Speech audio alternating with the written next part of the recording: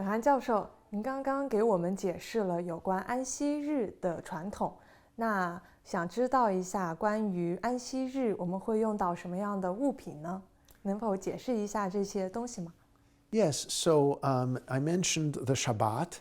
That's the Jewish Sabbath. It's the Jewish day of rest. And here we have some of the ritual objects that we use to introduce the Shabbat and then to leave the Shabbat. So in the Jewish calendar, the day begins with sunset on the day before.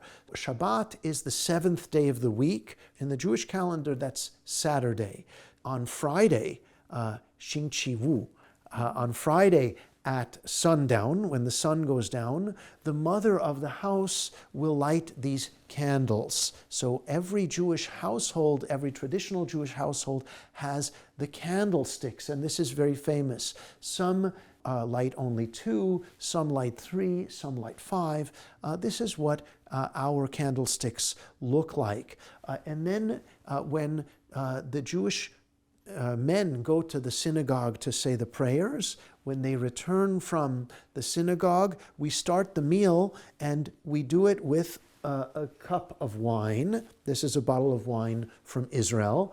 Jews favor wines from Israel. And we pour the wine into this goblet. And we will hold this with a cup of wine and we will say a prayer. And that marks the entry of the Shabbat.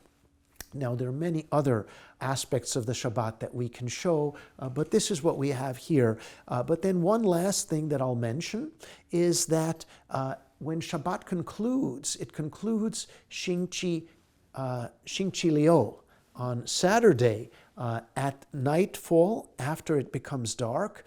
We then light this candle and we say another prayer on some wine, and then we smell the spices. Here, you can smell this. It's cinnamon. Cinnamon. Yeah, how do you say it in Chinese? 肉桂卷.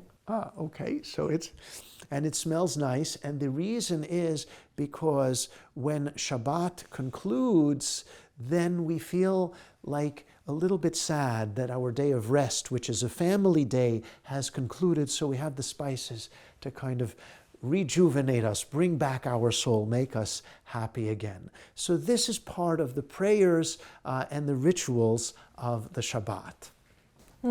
感觉听了很多有关犹太教的故事，包括你们平时做的这样一些日常的活动，都是有很多意义在背后的。